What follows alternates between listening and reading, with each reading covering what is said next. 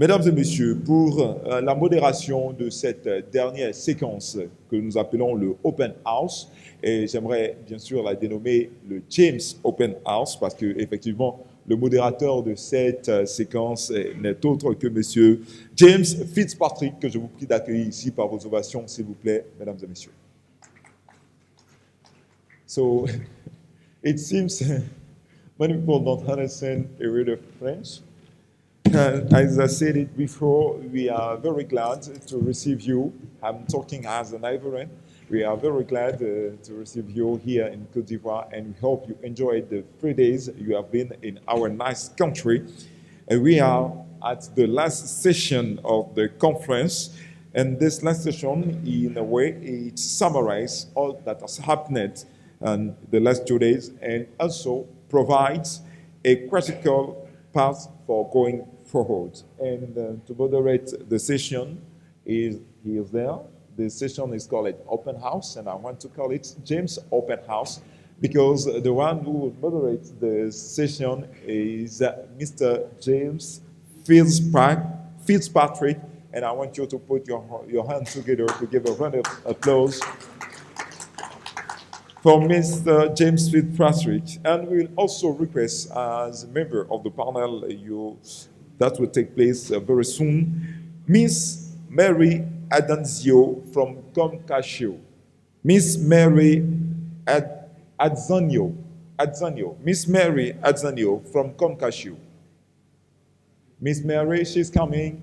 Please give a round of applause. Yes, today the women are honored, so please give a round of applause for the woman.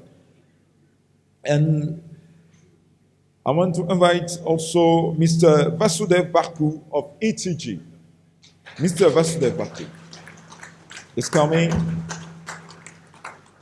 And our supporting body welcoming Abubakar.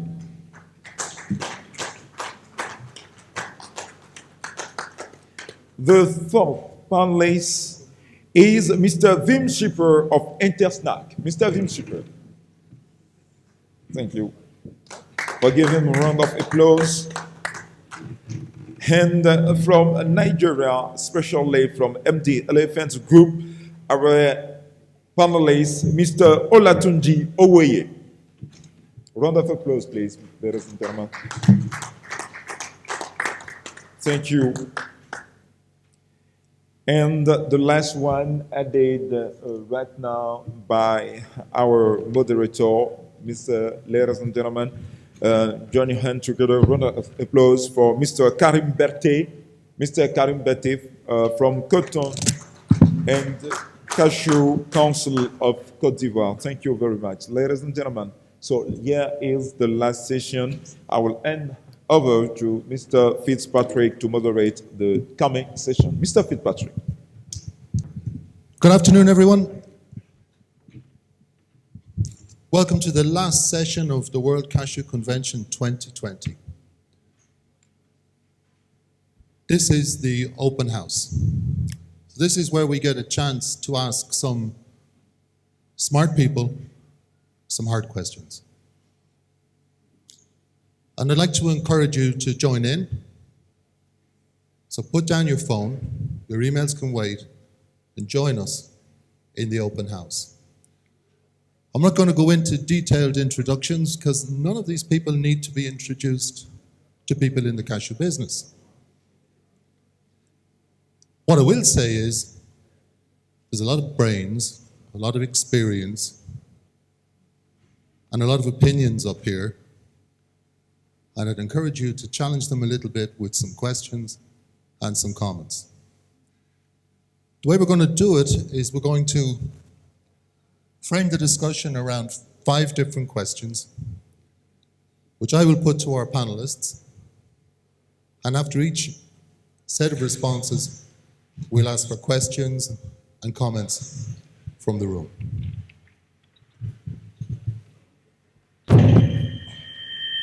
So let's get started. The first topic, we're looking at demand and trends in demand. And if you look at the chart, this is the growth in demand, 14 15, 16, 17, all very positive. Whoops, 18 and 19, things don't look so good. Why is that? So my question for the panelists is, how can demand for cashew kernels be increased? And what are the threats to growth in demand? And I can't think of anywhere better to start, and he knows it, than with Wim from Intersnack.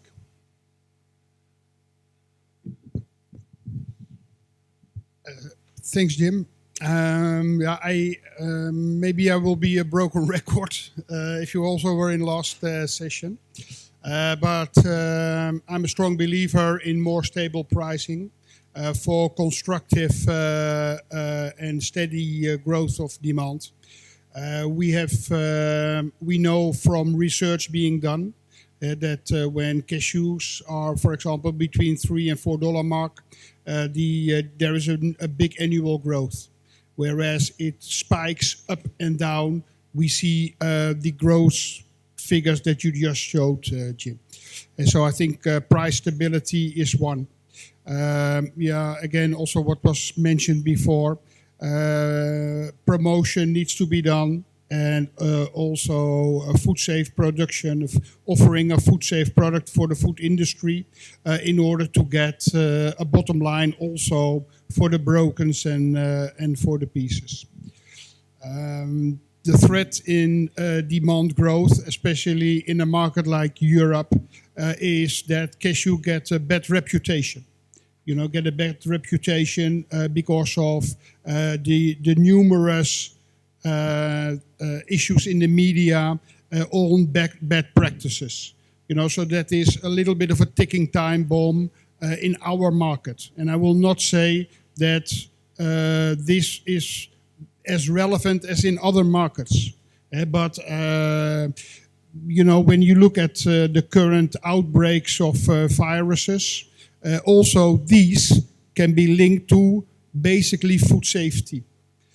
So we expect also from markets that are not now emphasizing food safety so much that it will come. Because the awareness that food safety is a threat and also a threat in consumption, because we see empty shelves now, will kick in. And that will be a reason for a change for the better. Yeah, I think that's a message that bears repeating. I don't think you can say this often enough as things stand. Vasudev, what's your take on this one?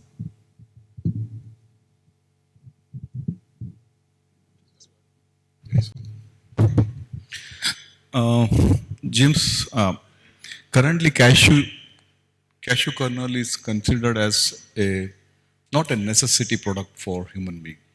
It's a luxury. And if anything happens in the economical environment, I think cashew kernel or this kind of expensive nut will be first in the row to get targeted. So one of the important thing probably cashew industry has to do, that this gets added into that protein belt. So I think we have not done enough probably investment on that process where cashew is widely advertised or widely known, not just advertised, widely known as a commodity which is good for health. I think that is one. Second is the culture of eating cashew gets developed when the standard of living goes up. I think this is one thing we can probably say, how the China consumption has gone up, Indian consumption has gone up. There was a habit and the consumption went up. Now, Africa, I think my colleague was saying earlier, we have huge potential. We are hardly processing anything, maybe less than 200,000. And people really struggle to market it locally, and most of it gets exported. So I think we need to inculcate that habit. I think that habit again will depend on the standard of living of the people. And if all this discussion where we are doing, the rest of the world is still very small. The consumption of cashew kernel in the rest of the world is very small. So it's one about, I think we able to market it well, where it appeals to people from a health point of view and becomes one of the protein ingredient. And secondly, we are hoping, we should hope for the better standard of living of the people as they economically grow. Everyone is, climbing up. They will consume more. At the last point, I will agree with my colleague that there should be, relevant pricing. The relevant pricing, when it is not there, definitely they don't mind, going away from that. So we hear about some factors that are in our control and some factors that are controlled from outside the industry. Let's get an Ivorian view on this. Mr. Diaby, what's your view on the consumption of cashew kernels in Côte d'Ivoire and in general in African countries? Ok, merci. I will answer this in French. Moi, je pense déjà, nous sommes des grands producteurs de noix brutes. Et en Côte d'Ivoire, par exemple, je donne l'exemple, on transforme moins de 10%. Mais quand vous regardez le taux qui est déjà transformé, il est entièrement exporté. Donc, le régulateur avec nous, ce qu'il faut faire, c'est déjà une promotion locale. Moi, je viens du Nord et il y a beaucoup de recettes qui sont faites, par exemple, avec l'arachide. C'est la consommation quotidienne. On mange le riz avec beaucoup de sauce d'arachide. Alors, donc, c'est de faire la promotion. On peut faire les mêmes recettes avec l'amande du cajou. Donc, il faut déjà qu'on encourage la consommation locale et que, j'ai vu par exemple sur les tables, les petits paquets d'amandes qui sont bien jolis et la consommation avec un peu de sel. Alors donc, on peut le consommer. Donc, déjà, dans les bureaux du gouvernement, ceux qui sont déjà transformateurs ici, il faut qu'on fasse la promotion et que vous allez dans un ministère, par exemple, à la réception, qu'on consomme le cajou, que ce soit par exemple le cajou made en Côte d'Ivoire. Vous attendez à la réception d'un bureau, que ce soit quand même du kernel qu'on consomme à la réception là-bas. Cela va augmenter la consommation locale. Donc ce sont des points qui peuvent déjà augmenter la consommation intérieure. Et donc, sur le plan global, ça va augmenter la demande. Let me ask Karim, are there plans within CCA to promote local consumption of cashew nuts? Merci, Didier. Je pense que M. Diaby l'a dit, hein, un des axes clés, c'est la promotion de la consommation locale. Et le Conseil du coton de l'Anacar, je pense a pris la pleine mesure de cela. Il y a un certain nombre d'actions.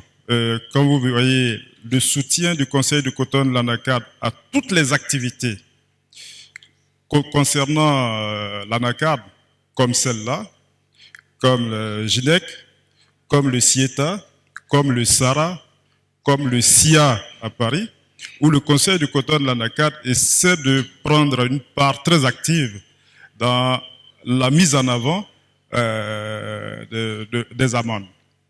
C'est vrai, certains diront que c'est peut-être pas encore suffisant, mais cela aussi se fait avec, il faut compter sur la capacité d'adoption des locaux en termes de changement de mode de consommation et aussi couplé à cela leur pouvoir d'achat pour pouvoir effectivement acheter des amendes que des gens, certains pays à plus forte, à plus fort revenu trouvent déjà cher. Alors que dans nos pays là, on a des niveaux de revenus qui sont encore faibles. Donc c'est quelque chose qu'on mène conjointement entre la promotion et s'assurer que les gens ont aussi en face la capacité pour acheter. Donc le Conseil du coton de l'Anacar essaie d'en faire la promotion. Toute une batterie d'activités ont été identifiées dans ce sens. Et d'ailleurs, En général, toutes les activités auxquelles le Conseil du coton et de l'anacarde participe, on ne parle plus de pause cajou et pause café. On parle de pause cajou pour que les habitudes commencent à changer, ne serait-ce que même dans la dénomination et dans la manière de penser des gens. Donc c'est sur ça que je voudrais m'arrêter.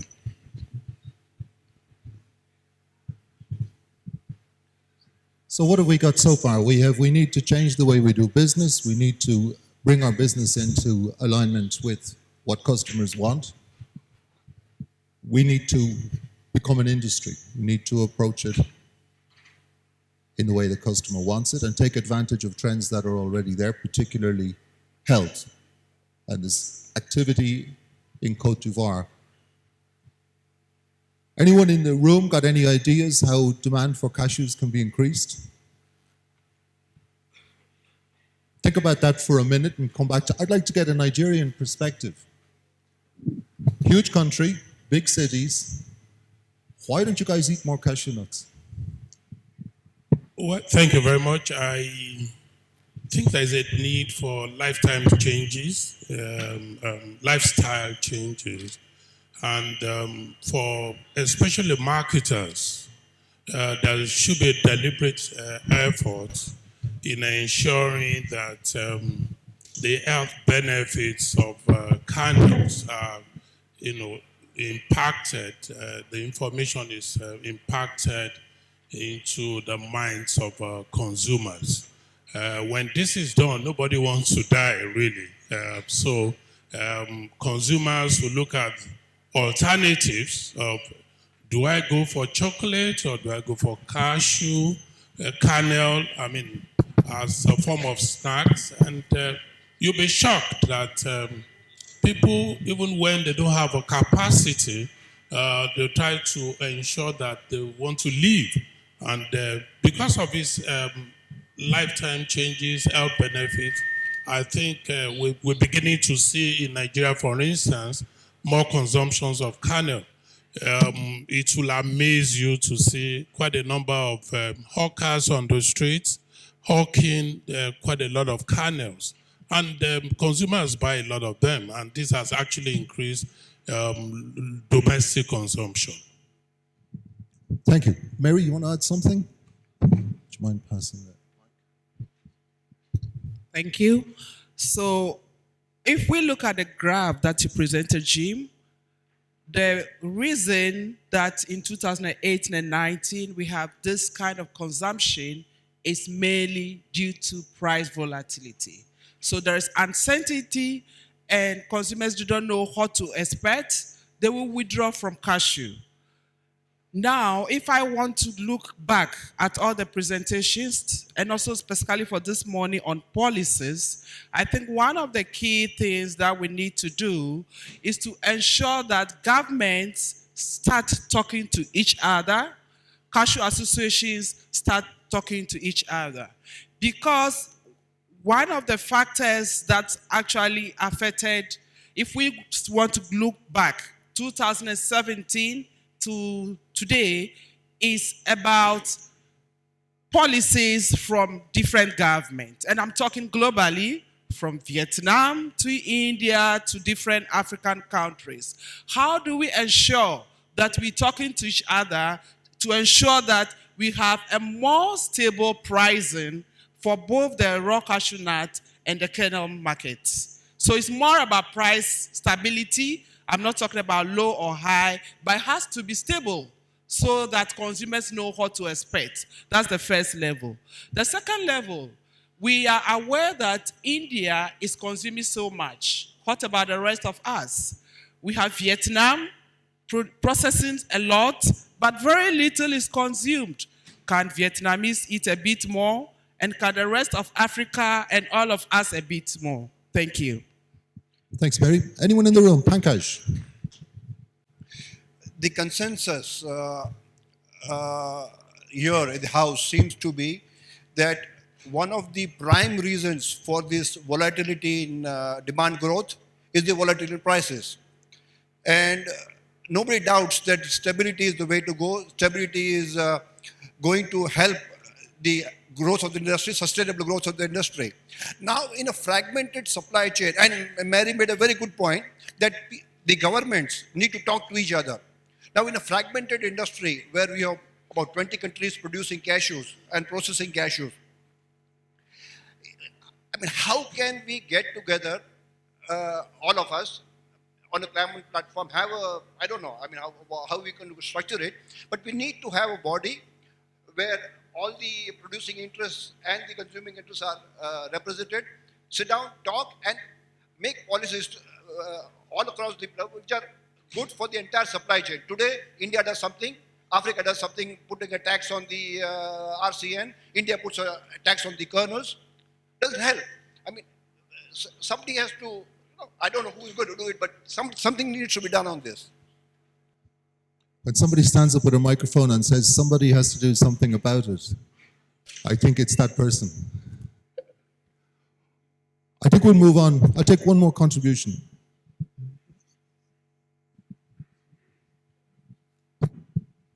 Thank you. I think we also maybe we'll look at the issue of diaspora, Africans in diaspora. I think it's also a niche market. For example, I know a lot of Ivorians or Africans are in Paris, France. Many of them are in London, many are in the US and all that. And they want to eat cashew the way we eat.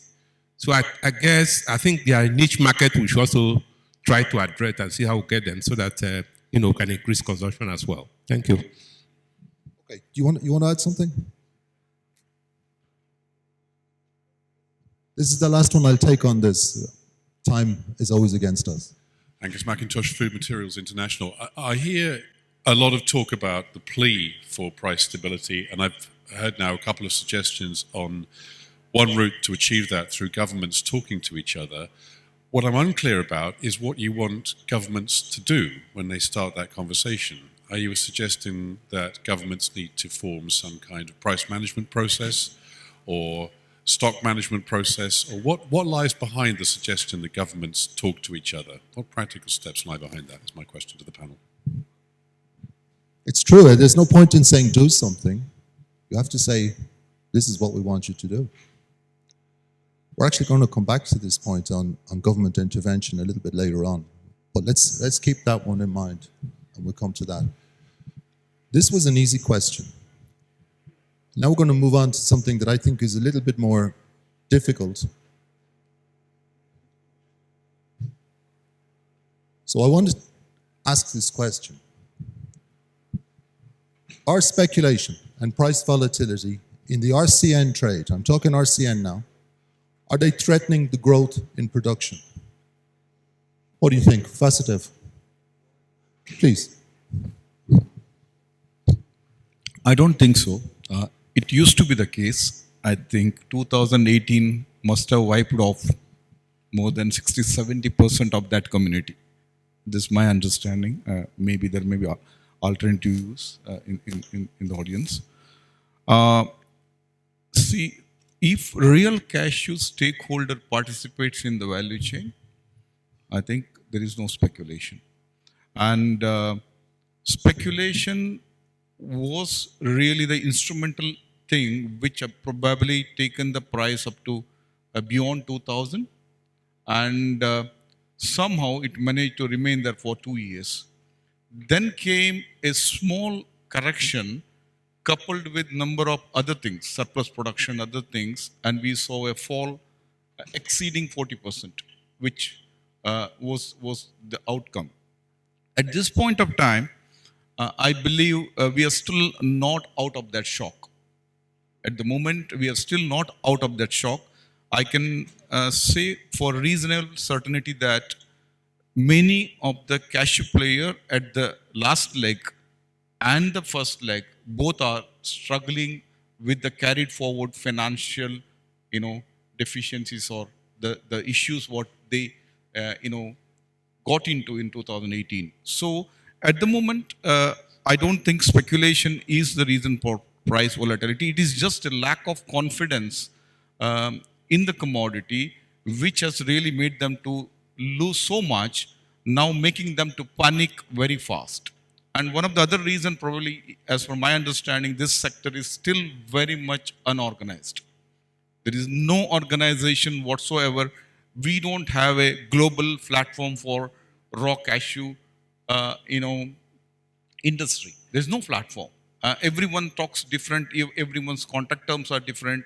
There is nothing is there. So still unorganized sector, and the selling capacity or market access of all these smaller players is so small that a small volatility make them to panic. Then it becomes a mass movement.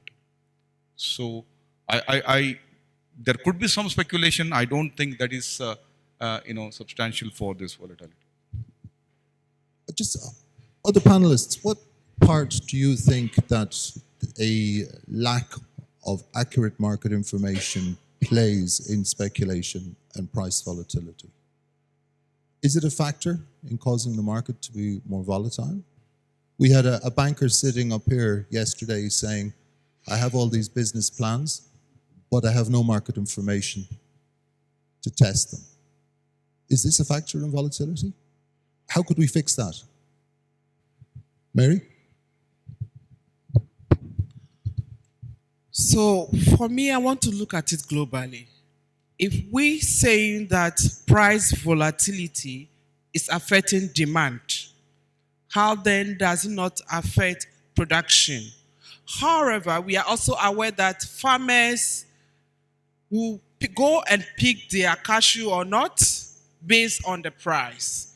If they have a good price, they are rushing to pick the cashews. So cashews are trees, and production, by now we know how much each tree will produce in each country. So we know that the production is going up, and I remember last year it was forecasted that 2019 production will go up. The reality is that, one, there's uncertainty in the market and prices drop, farmers do not go to pick their cashew. So if we look at the figures for most of the countries for 2019, they are less than expected. And my explanation is that the harvesting did not take place. Some of them were left in the bush. So my understanding is that speculation, price volatility certainly will affect not necessarily production, but how much product is arriving in the market. I'd like to take some contributions from the floor on this, so think about it for a moment. Meantime, let's hear from Karim. Merci, Jim. Moi, je suis tout à fait d'accord avec Mary. Dans l'état actuel de l'organisation du secteur de l'anacarde, forcément, ces spéculations et ces volatilités ont un impact sur les volumes de production annoncés, captés. Il se trouve que notre secteur n'est pas encore bien structuré. Donc, chacun des effets sur la spéculation, sur la volatilité, touche directement les petits producteurs. Il n'y a aucune protection véritablement des petits producteurs. Et là, elle l'a bien mentionné, quand tu regardes tous les pays producteurs aujourd'hui, sur les 2 dernières années, la production n'a pas... On était sur une tendance où la production augmentait, mais sur les 2 dernières années, on a marqué le pas et on a même diminué, on a même baissé en termes de volume. C'est dû simplement au fait que d'une année à l'autre, on a abandonné comment on appelle ça, la production, cette culture-là. Donc, c'est une menace pour nous qu'il n'y ait pas une plus grande stabilité à leur niveau. C'est une menace sur la production dans notre compréhension. C'est pour cela que dans certains pays, on essaie de faire en sorte de mettre en place des mécanismes pour protéger un tout petit peu les producteurs. Est-ce qu'on y arrive? Est-ce qu'on n'y arrive pas encore? Ça, on y travaille. Beaucoup de pays ont commencé déjà à mettre en place des mécanismes pour que les producteurs ne soient pas trop directement impactés par toutes ces volatilités-là, parce qu'ils ne savent pas gérer. Ils ne savent pas gérer. Il y a des mécanismes qui marchent un peu mieux, qui essaient de protéger les producteurs. Mais si on continue comme ça 2 ou 3 années successivement, là, les niveaux de production vont certainement chuter. Ça, on est pratiquement certain de cela. So we have differing views on the panel. Would anyone like to voice an opinion on this? We often hear speculators blamed for all our problems. Is that true? A microphone in the center of the room, please. Madam?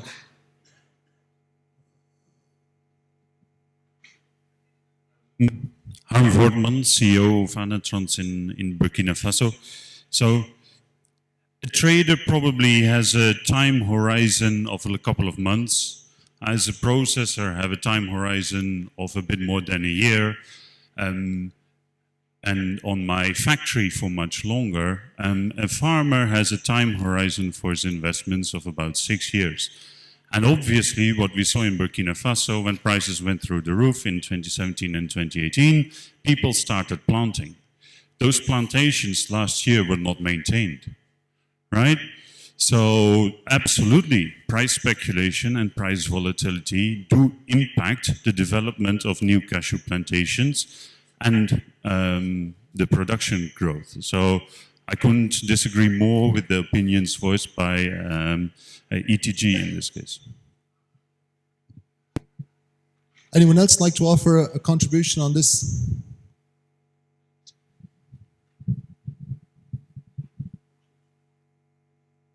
Okay, I think we should remember that in West Africa we've become accustomed to production going up and up every year, but it's not always been that way, and not always that way in every market. For example, in Cambodia, 15 years ago, production collapsed on the basis of low prices.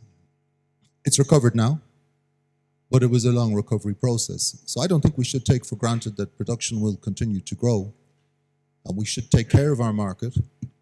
Speculators don't speculate for any reason other than there's an opportunity created there by the sector itself for them to do so. And they've every right to speculate. And we give them the tools to do it. We'll move on to the next question.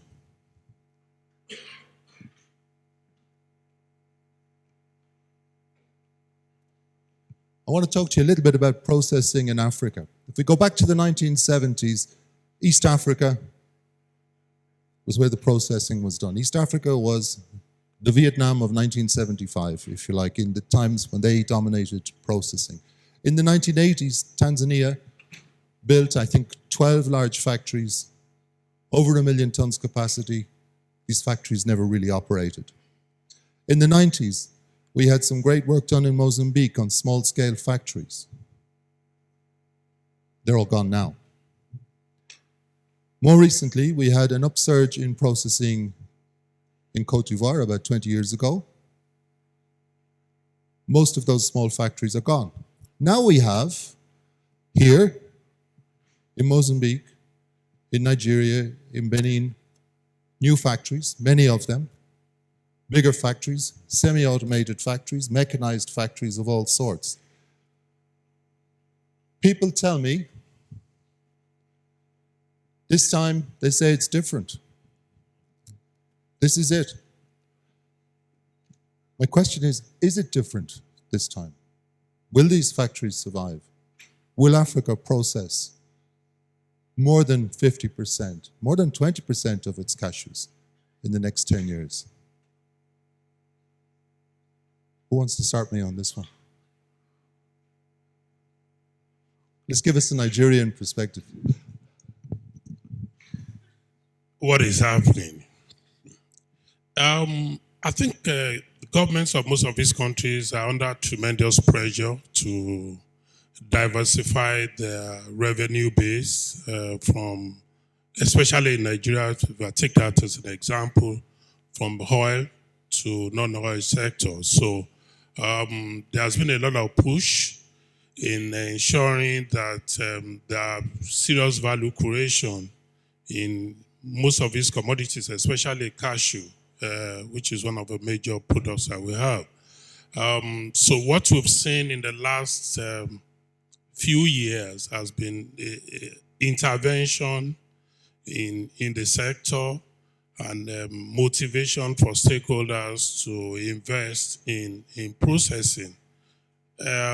For investors, That is paying off because government is intervening in areas of policy, structure, intervening in areas of funding, and that's why you see some growth in the processing sector.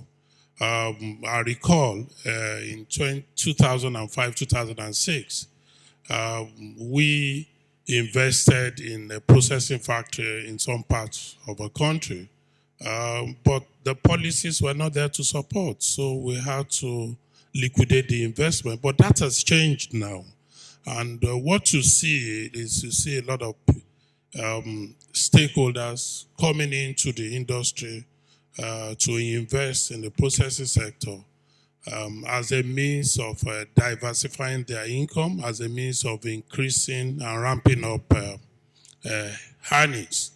And I think that momentum is going to continue as long as the policy that we have today is consistent. What we see is that there's going to be an aggression in processing from the current less than 20% to about 40%, deliberately, because some of these policies are geared towards ensuring and motivating investors and stakeholders instead of shipping raw cashew to invest in the value chain. Jamik, what's an Ivorian point of view on this? Is it different this time? Will these factories survive? Oui. Il y a une grande différence par rapport aux années passées. D'abord, il faut regarder le contexte. Le problème de la transformation en Afrique, d'abord, c'est un écart de compétitivité. C'est-à-dire, quand vous regardez les entreprises qui transforment ici par rapport à celles qui transforment en Asie, le coût financier, la flexibilité de la main-d'œuvre et déjà l'immobilisation du capital. C'est-à-dire, si vous transformez en Afrique, il faut immobiliser tout le stock, alors que dans d'autres pays en Asie, le capital est tournant. Si avec 1 million, vous pouvez faire tourner une usine, ici, il faut immobiliser tout le capital. Mais c'est différent maintenant. Et dans le passé, on a vu que c'était un secteur où c'était des investisseurs étrangers qui s'intéressaient à la transformation en Côte d'Ivoire. Donc, avec les nouvelles mesures, on voit de plus en plus de nationaux qui investissent dans la transformation. Et on a vu récemment des groupes, même des nationaux, qui se mettent ensemble. Alors donc, pour mettre des unités de transformation. Alors, ce qui fait la différence, c'est que depuis près de 5 ans, le gouvernement ivoirien soutient largement la transformation.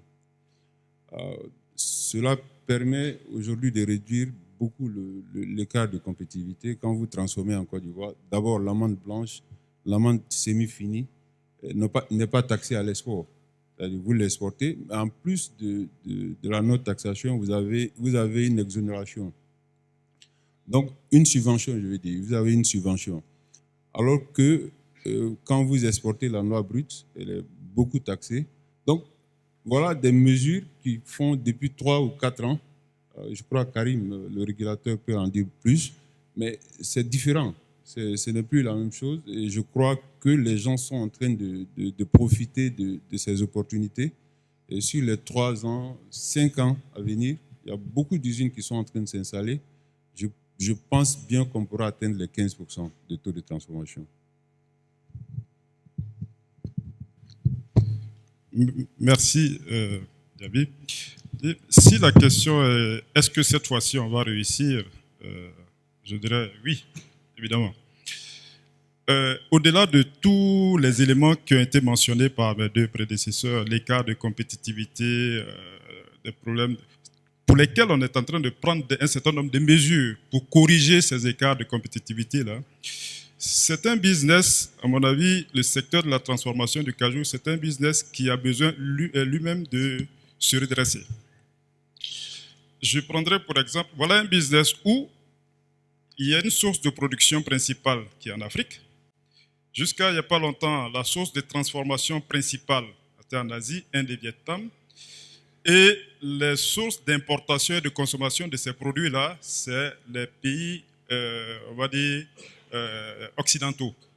Et maintenant, les pays du Moyen-Orient aussi, qui sont des gros consommateurs. Donc, il y a une certaine déconnexion entre la consommation et, comment on appelle, la production principale.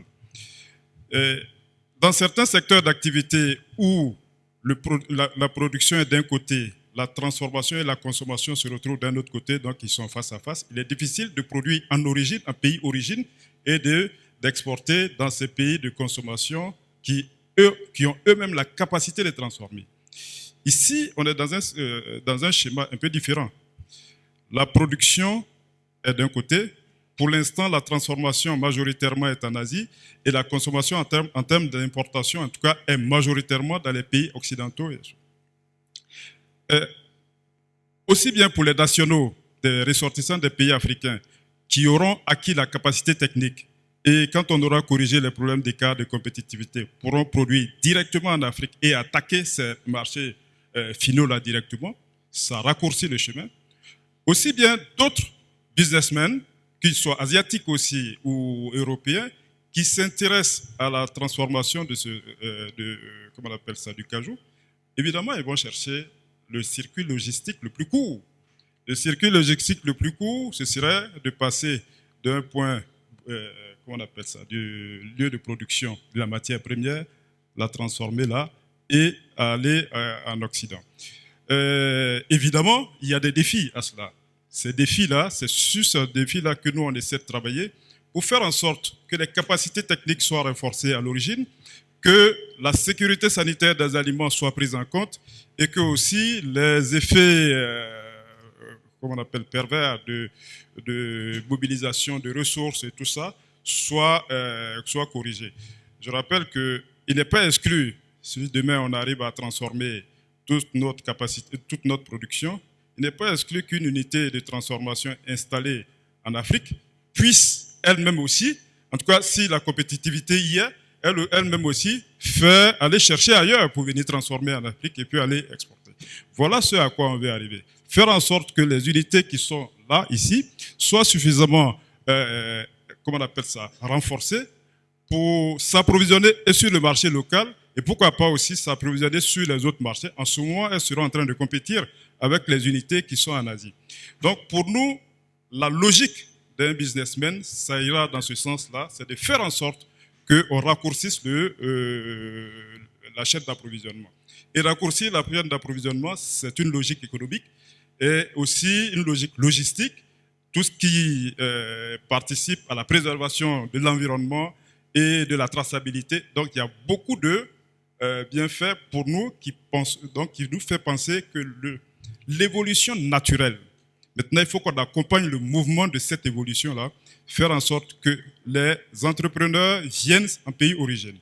Et notre action est basée aussi bien sur les acteurs nationaux, parce que cette croissance de la transformation, on veut qu'elle soit portée par des acteurs nationaux, mais elle est aussi ouverte aux acteurs internationaux qui pourraient profiter des mêmes avantages que les acteurs nationaux pour qu'on puisse, comment on appelle, y arriver. L'approche maintenant est légèrement différente aussi que les choses. Maintenant, on a une approche vraiment, on a une approche quand même chaîne de valeur où généralement les politiques qui sont mises en œuvre, que ce soit en Côte d'Ivoire, que ce soit dans les autres pays de la sous-région, sont des politiques qui intègrent beaucoup plus d'aspects de la chaîne de valeur, qui fait en sorte que les préoccupations fondamentales sont prises en compte et que ça donne toutes les chances à un entrepreneur qui vient en pays d'origine de réussir son investissement et de faire en sorte qu'il puisse attaquer aussi les marchés de consommateurs qui très souvent ne sont pas producteurs et qui ne sont pas fermés du tout à acheter à partir du pays d'origine. Merci, Jim. Pastor? I think I just want to touch 2-3 points quickly on this because as ETG we are operating 5 processing plants in East Africa and we are setting up one in Benin and we are planning to set up some more. Just a small correction. I think in my previous answer I was I think only answering half. So I was answering more to the trade, not to the production. Yes, it is very true that when price volatility and speculation happens, production goes down and it's on the downside. Just wanted to correct it because I just misread, I did not read the question fully.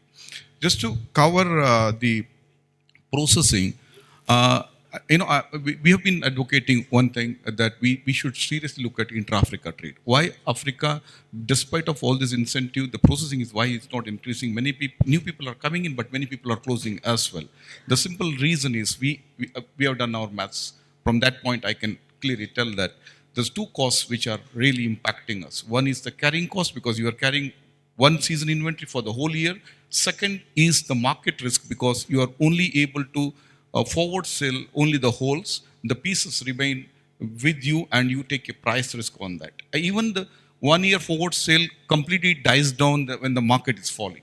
So nobody wants to buy at that price because they think that market is going to come down. So 1 year might become 6 months forward.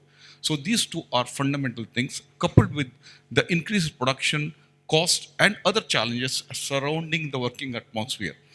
So if Africa can do the intra-Africa between the countries and West and East and find a mechanism that such exports are duty-free and there is no import duty in the importing country, then the processing in Africa can definitely prosper. Till such time, probably we are maybe talking of country-specific incentive. Probably it gets lost somewhere in the process of somebody putting a big investment. Then only small investment can come. The big industrial size, industrial scale, they will always hesitate to invest in. Thank you. So I'm hearing optimism. I'm hearing from our panel, this time it is different. And I admire the optimism, but I'm not so sure. Does anyone in the room think that this time it's not different? Does anyone think that the road to Korogo is populated with white elephants? Or do we all agree that this time it is different?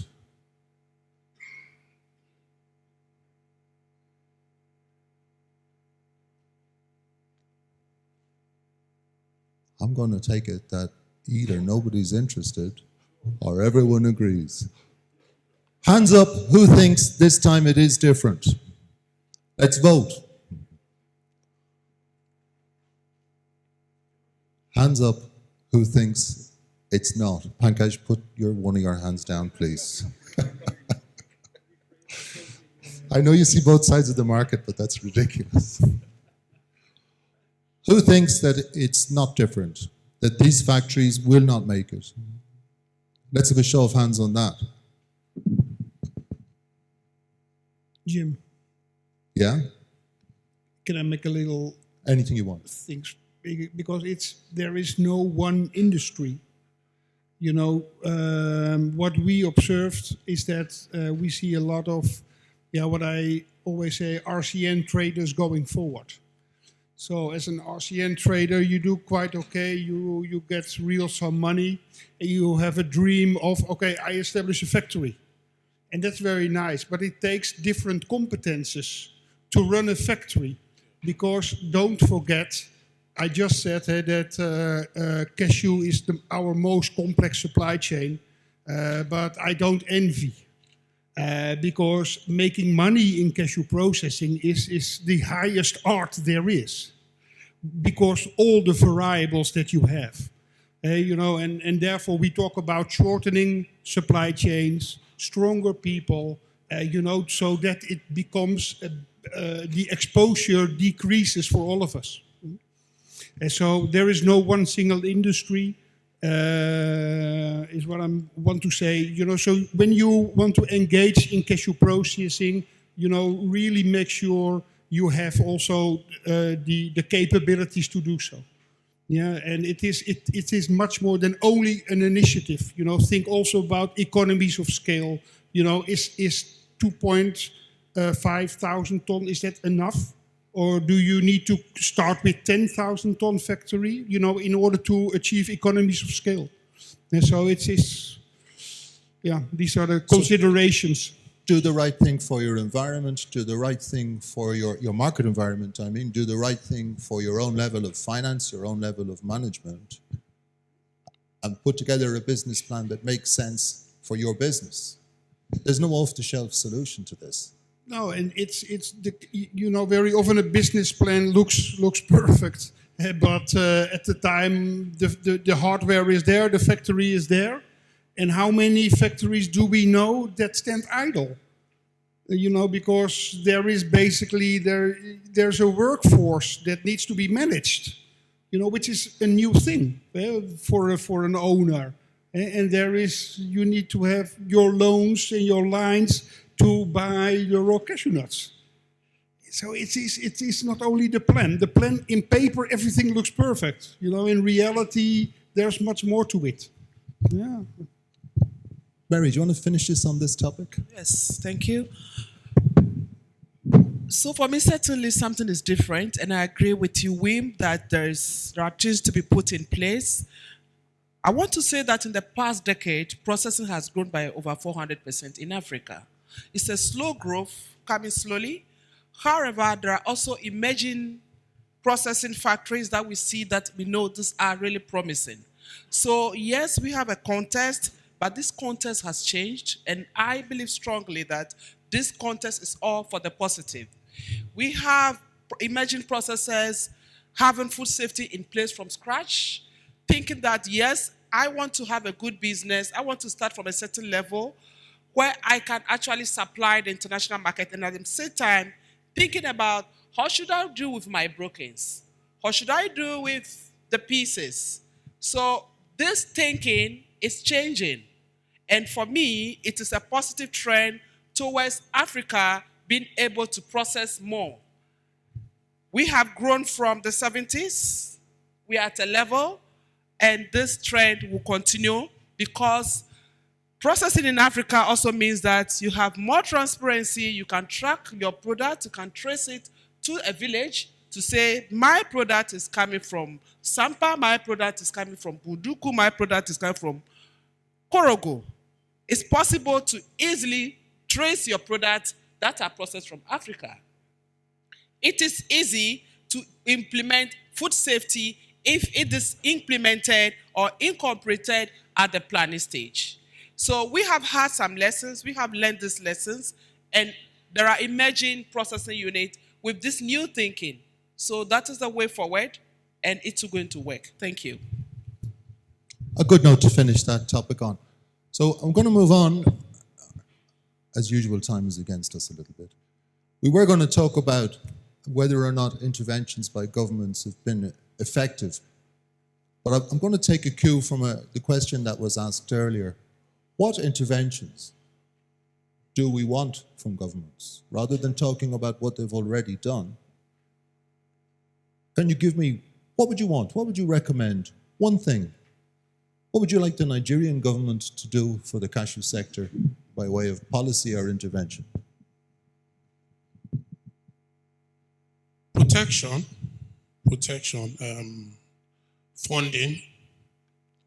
funding at single digits is an intervention. If you give me the permission or the opportunity, you see, if you compare some of other products that we have competing, like rice paddy, for instance, the government intervenes in markets to protect their farmers. For instance, you see paddy producers in Thailand and in India, you know, there are specific times you see government coming in to ensure that, oh, the market is slow, but we're going to be off-takers for this product. So there should be that kind of scenario in African governments in ensuring that farmers can go to bed and they have a market. Wim, what do you think? What would your favorite single policy initiative as a buyer of cashew kernels be? What would you like them to do?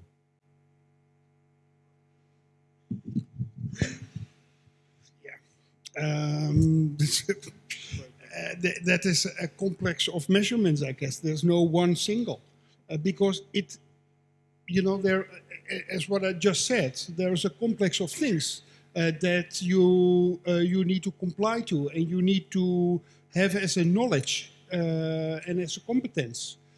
So I think that policymakers need to look at this broad perspective and that goes into vocational education.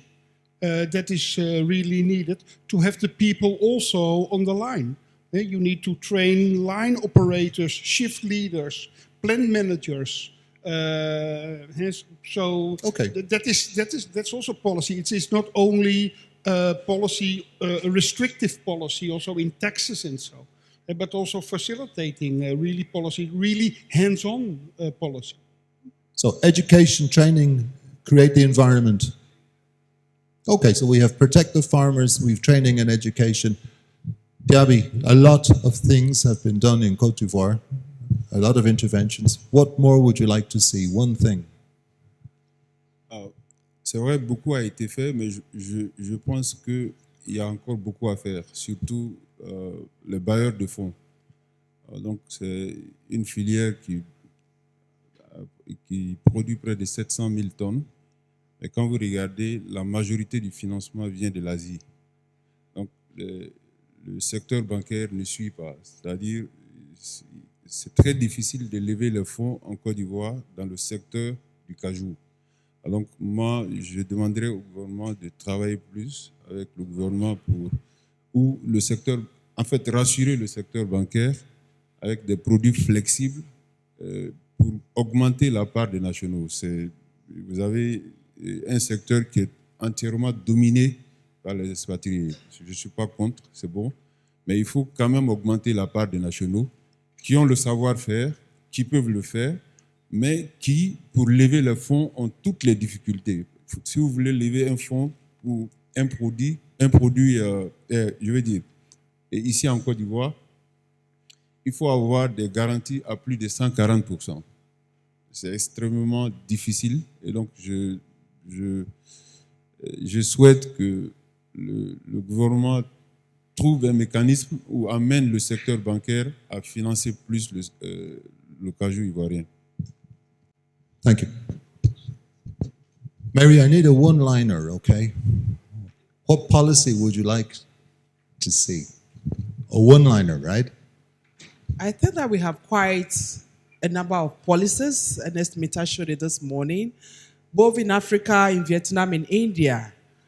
What is missing is how all these policies are harmonized. That's number one. To ensure that it is for the growth of the sector. Definitely, policies are meant to protect a section of the population at a time. And so, for example, if we have minimum guarantee price in a low price market, it is important for the farmers so that they can make more money.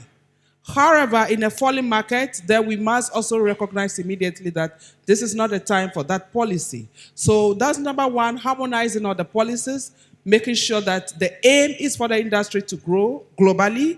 Secondly, we also need to have governments talking to each other. Policies are done by governments.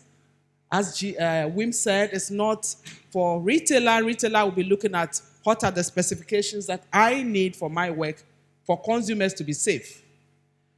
So basically, let's harmonize the policies. Let's talk to each other. And also, we need more market information, I think, for policymakers.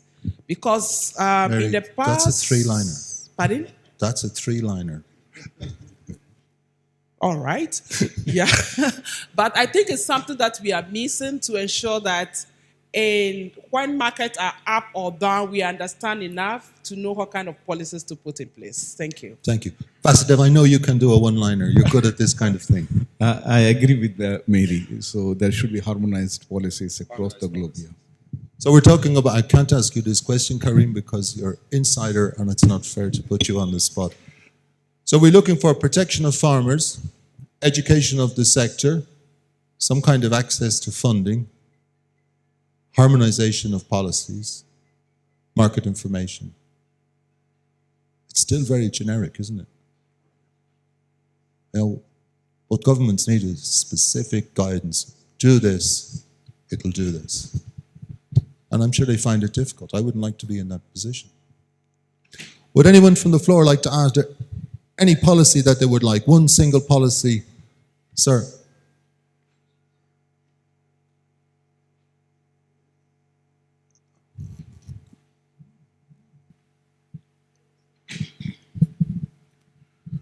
Good day, sirs. There is something called parity in business. The end product is sold on a quality basis, correct? 210 has a different price, 320 has a different price. Where the raw nut, like every government is, everybody's saying that one price for what quality. So if the processor or the buyers or the exporters, if they're allowed to buy on a parity basis, I don't think so everything will be ruled out. All the problems will be sorted out. Because today the risk is that the price has been fixed. For what quality? What is the parity for that? If that has been very precisely, if everybody say that, okay, this country is having 48, 46, at least 47, 48 pounds. This is the price. Today, a villager who goes, he does not know anything about much. He brings the cashew hoping that you'll get a price for 48, but his quality is 42. What will he do? He'll be discouraged. So the process of teaching them, and second thing, the price is declared should be on a parity basis. There is no parity in buying, but there is a parity in selling. This is a huge mountain of difference. So this, if you can address this issue, other issue automatically gets sorted out. Thank you. Thank you. Whose responsibility is it to give governments information on which to base their policy?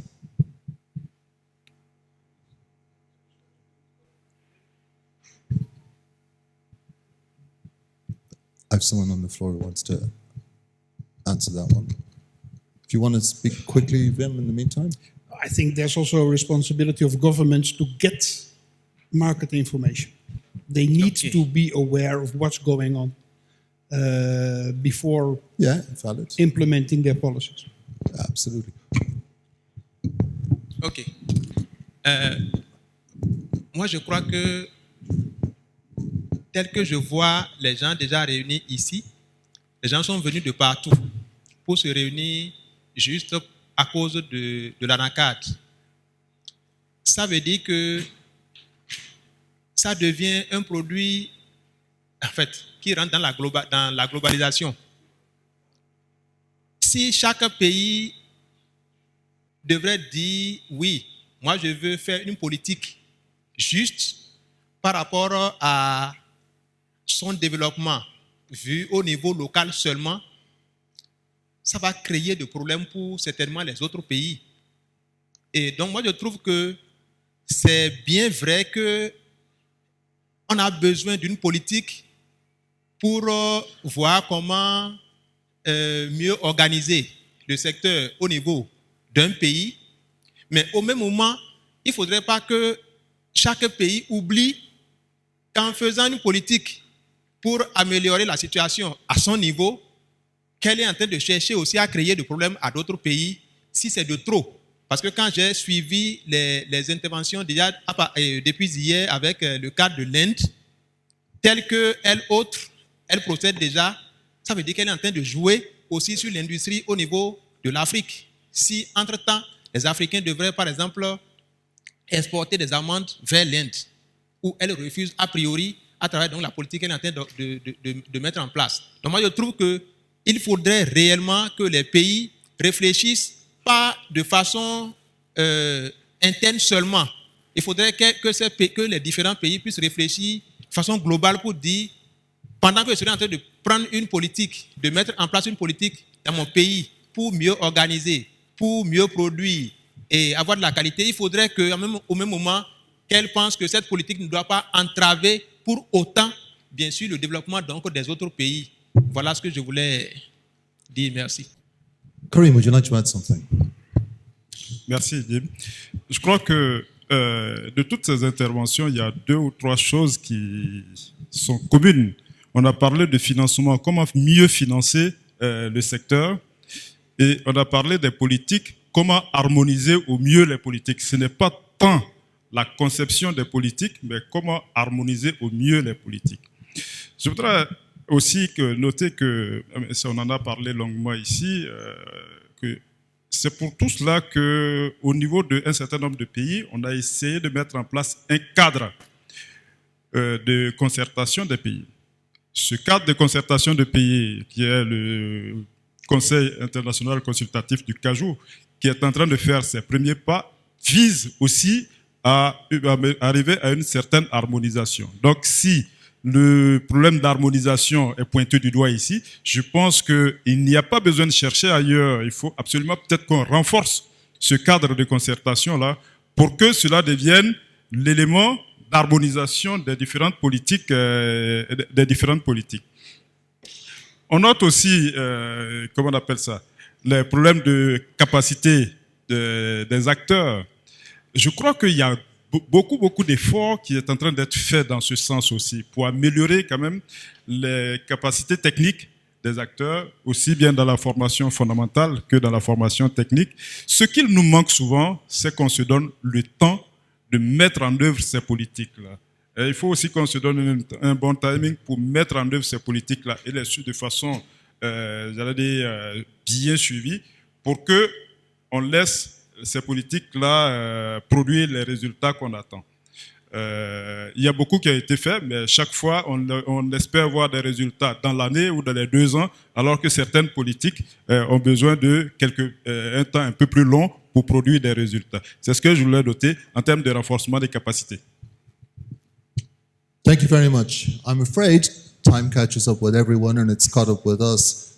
So we're going to have to draw this session to a close. The message I get is oui, le micro est là. Optimism, generally Okay. speaking. Moi, c'est M. Kone This Ousmane. time it is different. There's no more contributions. There's no more microphones. No more. It's 1 o'clock. We have to finish. I'm sorry the time comes, but we'll be around if you want to talk about it later. So we have a note of cautious optimism, I think, from our panel. It seems to me we still don't really know what we want to say to governments. We want to tell them they need to do something and they should work together. What it is isn't clear to me. But we'll finish on that note. I'd like you to thank our panelists. I'd like to thank you all for your time and your contributions. It's much appreciated. And I hope we can continue this discussion next year at the World Cashew Convention 2021. Thank you very much indeed.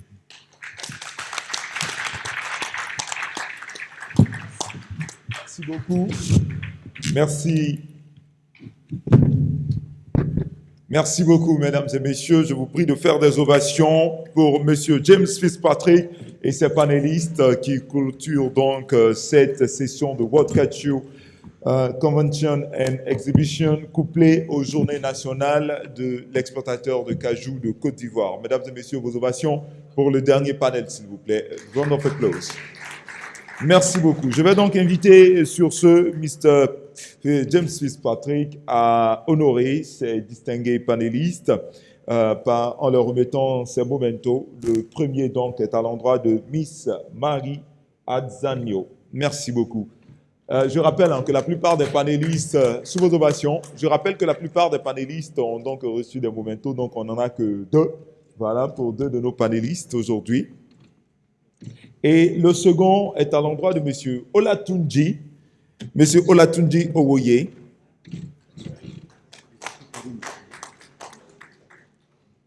Et de façon spéciale, nous avons donc un présent pour notre 6e panéliste qui s'est joint à nous par votre biais, M.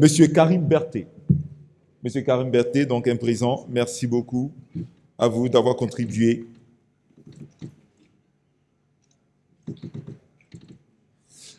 Mesdames et messieurs, nous n'avons pas fini totalement. Je vais vous inviter à vous avancer pour la photo de famille. Voilà, merci beaucoup. Je pense que notre modérateur aussi avait reçu un memento. Hein. Avancez-vous, mesdames et messieurs, pour la photo de famille de ce panel. Nous n'en avons pas fini. Merci beaucoup de rester sur place. Merci de rester sur place. Mesdames et messieurs, pendant 3 jours, la Côte d'Ivoire, ce grand pays, à la fois grand dans toutes les mesures, dans sa mesure économique, mais aussi ce grand pays du cajou a accueilli les discussions du World Cashew Convention and Exhibition qui sont donc couplées, je l'ai dit tantôt, aux Journées nationales des exportateurs de cajou qui ont lieu ici chaque année. Et nous avons été fiers d'accueillir encore une fois, ou du moins pour la première fois en Afrique, le World Cashew Convention and Exhibition.